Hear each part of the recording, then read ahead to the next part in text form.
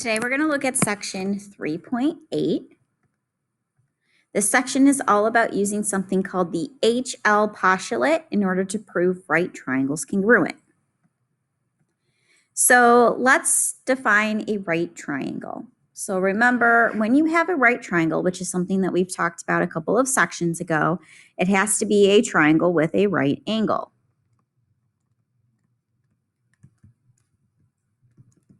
And it's only one angle that is a right angle. So when you have a right triangle, you have several different vocabulary words that relate to the sides. One of them is called the hypotenuse. A hypotenuse is always going to be, the longest side of your triangle.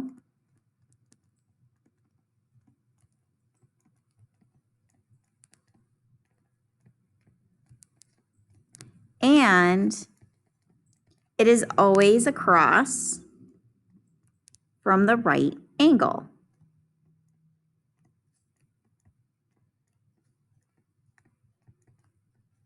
So notice that in this particular triangle ABC, the angle that is the right angle is angle B. Notice that the side across from it, which is the side AC, that would be our hypotenuse. So then the legs of a right triangle are the two sides that form the right angle.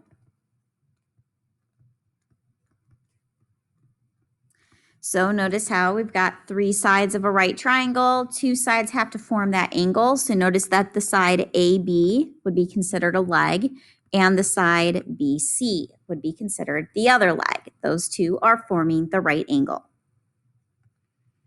All right, so the HL postulate says that two right triangles are congruent when the hypotenuses and one pair of legs are congruent. So if I was to sketch a picture, so going back to like triangle ABC, there's the hypotenuse, which is AC.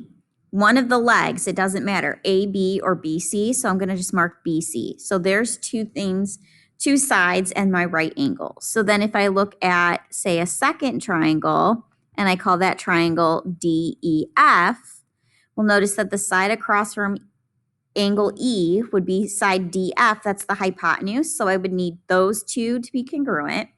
And then say the side EF has the same marking as BC, it's one of the legs. So both the hypotenuses are marked congruent, and then one set of the legs are marked congruent.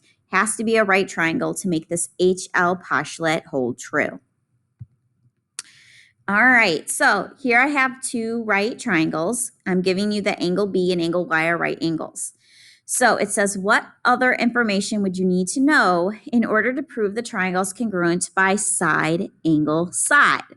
So remember, side, angle, side means the angle has to be sandwiched in between two sides. It's what we call the included angle. So that means that the side AB would have to be congruent to the side then XY. Because if you look at the picture, remember I want B and Y to be in the same spot because I know that those are right angles and they're congruent. So that's one set of legs. The other set that I would need would be then the second pair of legs. So the segment of BC, that would have to be congruent to the segment YZ. So essentially, to have a right triangle and get side, angle, side, you need both sets of the legs congruent to each other. But now that we have this new postulate, it says, what other information would you need to know that the triangles are congruent by HL? So notice that AC would have to be congruent to XZ because remember, this is the hypotenuse. They're the two sides that is across from the right angle. So I would definitely need those to be congruent. And then now I just need to pick one set of the legs. So like AB and XY, just like we had above, okay? That would be a pair of legs. Or it could be the other one. It could be BC and YZ. So remember, those are what we can consider the legs. So it has to be the hypotenuse and the leg. But notice that both of these are all the legs. So that's the difference. All right, so let's take that concept and put it into a proof. So let's go ahead and write down our first given. We know that the segment WJ is congruent to the segment KZ. Numbering my steps, it's given information, and now I can mark that in my picture because I know how to mark things congruent. So I'm going to give each of those one tick mark. I can't expand off congruent, so I'm going to move on to my second step, which is my second given, that angle W and angle K are right angles. That's given information. So I can mark that in my picture. Remember, to mark a right angle means that we've got our little boxes by each of those. And so remember, the moment you have two right angles, we actually are going to be able to expand on that because we're dealing with vocabulary here. Remember, if I have two right angles, well, they're both the same measure. That makes them congruent. So we can say that angle W is congruent to angle K. So if you remember, it's because of that theorem, if two angles are right angles, then they are congruent. And so they're technically already marked because they are marked the same. We know that we have that in our picture. And so that's all the information that we have. I want to try to prove that I have two triangles congruent. But remember, you need to have three pieces marked in your triangle in order to come up with that conclusion. So notice that these two triangles seem to share a side. They share the side of ZJ. So remember, when something's shared, oops, I want that to be a straight segment there. I can say that it's congruent to itself. Notice that I'm going to flip the letters around though, because notice that J is first and Z is last in that triangle, and then it's Z first and J last. So notice how I flipped those around, so that's why I had to flip it around here. But remember, something can be congruent to itself, and that is because of the reflexive property.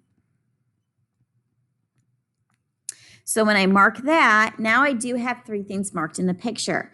So notice that the stipulations in order to use that new postulate HL, which remember, H stands for the word hypotenuse because we're talking about a right triangle, and L stands for the leg. So notice that JZ or ZJ, that happens to be across from the right angle. So that is our hypotenuse. Notice that we know that we have a right triangle because we got those two angles that are congruent. We know that because they are right angles. And then notice that the very first given information is one set of sides that are forming the right angle. So that means that that's the leg. So we have everything that we need to prove that these two triangles are congruent. And that's because of our new postulate called HL. So then just like all the other ones, I do want us to number, and we are going to have three steps. So the first number, in order to use HL, you have to have right triangles. So notice that step number 3, that's where we have those congruent right angles. So I always want that to go first because if I don't have a right triangle, I can't use HL. So I put that right angle first, then I follow the letters. H is the hypotenuse, so that was from step number 4, and then step number 1 was where we had the leg. So remember, hypotenuse, and then leg. And there are all the steps of everything that I need to prove those triangles congruent. Okay, let's go ahead and take a look at this problem. So because I see the first two givens have the exact same symbol of perpendicular, I am going to just group them together just because I want to make sure I have enough room on my particular page right here.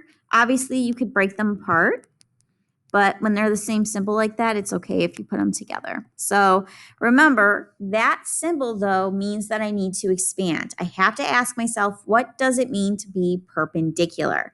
And what it means is that it's forming right angles. So let's focus on the first set of segments that are perpendicular, BC and AC. If you look at your picture, BC and AC, they're connected here at angle C. So I know that I'm dealing with angle C. That's a right angle. If I move over to the second set of segments that are perpendicular, BD and AD, they intersect at D. So angle D and angle C are right angles. So remember, way back at the beginning of chapter 2, we talked about perpendicular lines form right angles.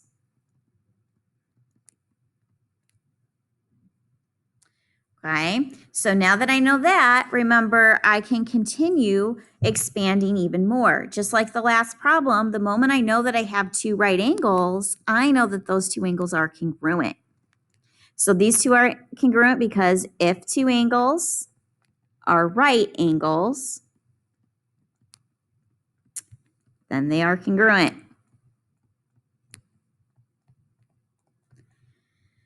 All right, so the moment you see that symbol perpendicular, you will always have two extra steps to write down that you have right angles and that those right angles are congruent.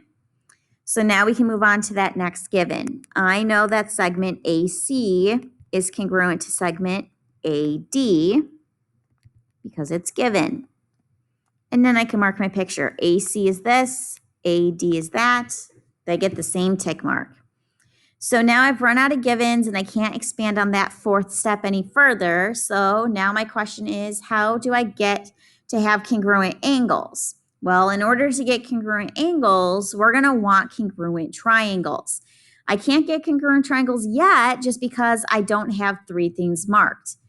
But if you look at the picture, the two triangles share a side. They share the side AB. So I'm going to say that the segment AB is congruent to the segment AB. Oops. Notice that this time I did not switch the letters around because notice A is in the middle and B is last. And then over here, A is in the middle and B is last. So they get to stay put. But remember, I know that something's congruent to itself by the reflexive property. So I'm going to give that 2 tick marks. And now, if you look, what we just stated was congruent by the reflexive property are across from the right angles. So that becomes the hypotenuse. The other two pieces of given information were helping form the right angle. So those would be the legs. So we do have enough information because we have right triangles and we have two sides with one of them being the hypotenuse. We have enough to prove that these triangles are congruent.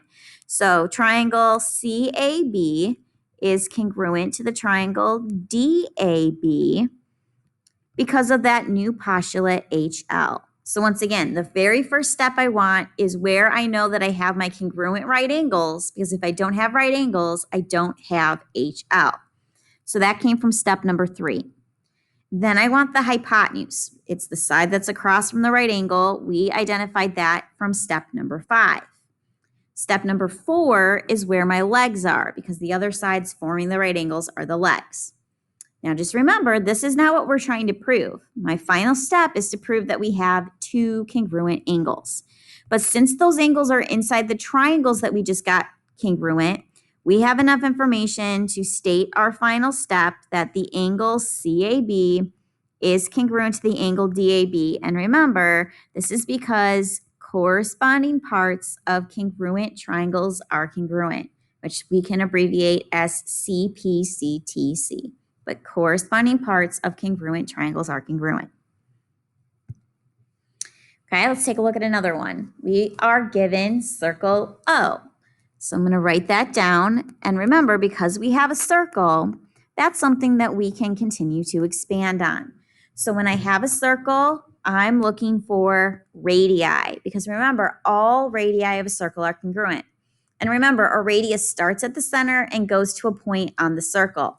While O is the center of the circle, and there's 3 other points in this picture, not all of them are on the circle. Point F is not. So only since point E and G are, those are the 2 segments that we know are congruent.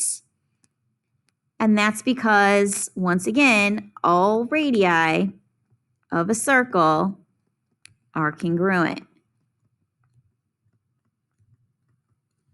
And so I can mark that up.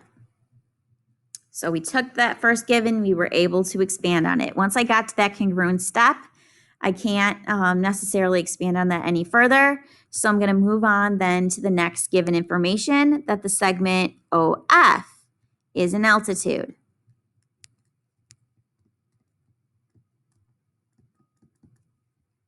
Now remember, an altitude is a vocab word that I can expand on. When you have an altitude, you are forming right angles. So notice that OF, it's where they're connecting on the segment EG. So it's going to be at those angles here. So angle OFE and angle OFG are right angles. And once again, that's because if a segment is an altitude, then it forms right angles. So then I can mark those two right angles. And notice how I said two angles. So that means because I've got two right angles, I can now state that these two angles are congruent. And that's because if two angles are right angles, then they are congruent.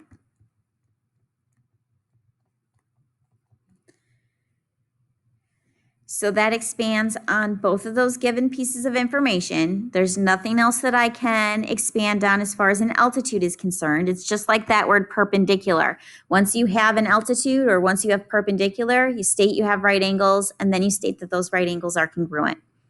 But if you look at the picture, we're trying to prove some segments congruent. We can't do that until we've proven triangles congruent. So how are we going to get congruent triangles? Well, we've got two triangles that share the same side. So the segment OF is congruent to itself, and that's by the reflexive property.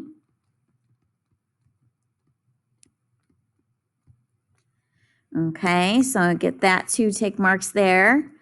And then now notice we've got 3 markings. Notice that the side of OE and OG, those radii, that's across from those right angles. So that would be considered a hypotenuse.